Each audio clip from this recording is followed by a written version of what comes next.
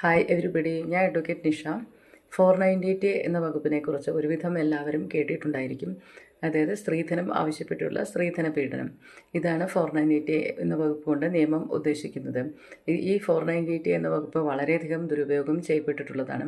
കാരണം ഈ വകുപ്പ് ദുരുപയോഗം ചെയ്ത് സ്ത്രീയുടെ വീട്ടുകാർ പുരുഷനെതിരെയും ഭർത്താവിനും ഭർത്തൃ വീട്ടുകാർക്കുമെതിരെയായി പരാതി കൊടുക്കുകയും ആയതിൽ കൃത്യമായൊരു അന്വേഷണം നടത്താതെ പോലും പോലീസ് മിക്കവാറും FIR രജിസ്റ്റർ ചെയ്യുകയും ഭർത്താവിനും ഭർത്തൃ വീട്ടുകാരെയും ഹരാസ് ചെയ്യുന്നൊരു സംവിധാനവും നിലനിന്ന് വരുന്നുണ്ട്.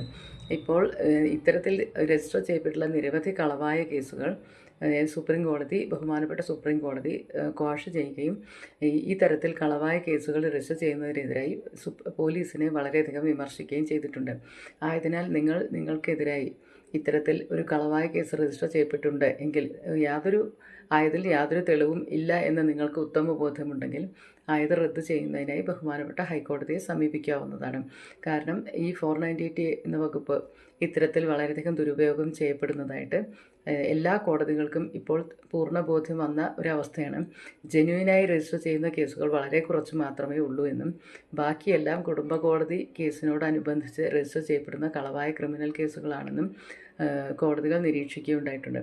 ആയതിനാൽ നിങ്ങൾ 498A എന്ന കേസിൽപ്പെട്ട് ബുദ്ധിമുട്ടുന്ന ഒരു വ്യക്തിയാണെങ്കിൽ ബഹുമാനപ്പെട്ട ഹൈക്കോടതി, അതായത് FIR രജിസ്റ്റർ ചെയ്യപ്പെട്ടിട്ടുള്ള സാഹചര്യം മാത്രമാണ് ഉള്ളതെങ്കിൽ ബഹുമാനപ്പെട്ട ഹൈക്കോടതിയെ സമീപിച്ച് ഈ കേസ് റദ്ദ് ചെയ്യുന്നതിനുള്ള നടപടികൾ സ്വീകരിക്കേണ്ടത് അത്യാവശ്യമാണ്. കേസ് രജിസ്റ്റർ ചെയ്ത് കോടതിയിൽ നടന്നു വരികയാണെങ്കിൽ നിങ്ങൾക്ക് ഇത്തരത്തിലുള്ള സുപ്രീം കോടതി വിധികൾ സമ്പാദിച്ചതിൽ കൃത്യമായി ഒഴിവായി പോരുന്നതിനും പറ്റിയൊരു സാഹചര്യമാണ് ഇപ്പോൾ നിലവിലുള്ളത്. ഈ സാഹചര്യം നിങ്ങൾ വേണ്ട രീതിയിൽ ഉപയോഗിക്കുക. നിങ്ങളുടെ അഭിഭാഷകനെ ഇത്തരത്തിൽ ഉള്ള ഉപദേശം നിങ്ങൾ കൊടുക്കുക. ഈ സുപ്രീം കോടതി വിധികൾ കണ്ടെത്തിയായത് ബഹുമാനപ്പെട്ട കോടതിയിൽ സമർപ്പിക്കുന്നതിന് മറക്കരുത് എന്നുള്ള ഉപദേശം കൊടുക്കുക. കാരണം ഇത് ഒരുപാട് സുപ്രീം കോടതി വിധികൾ ഈ അടുത്ത കാലത്തായി 498A കേസ് ക്യാൻസൽ ചെയ്തുകൊണ്ട് വന്നിട്ടുള്ളതാണ്. ഇതിൻ്റെ വിധിപ്പകർപ്പുകൾ നിങ്ങൾക്ക് ലഭ്യമാവുന്നതാണ്, സെർച്ച് ചെയ്താൽ ലഭ്യമാവുന്നതാണ്. ഇത് നിങ്ങളുടെ അഭിഭാഷകനെ ലഭ്യമാവുന്നതാണ്. അത് ബഹുമാനപ്പെട്ട കോടതി സമർപ്പിക്കാൻ മറക്കരുത്. താങ്ക്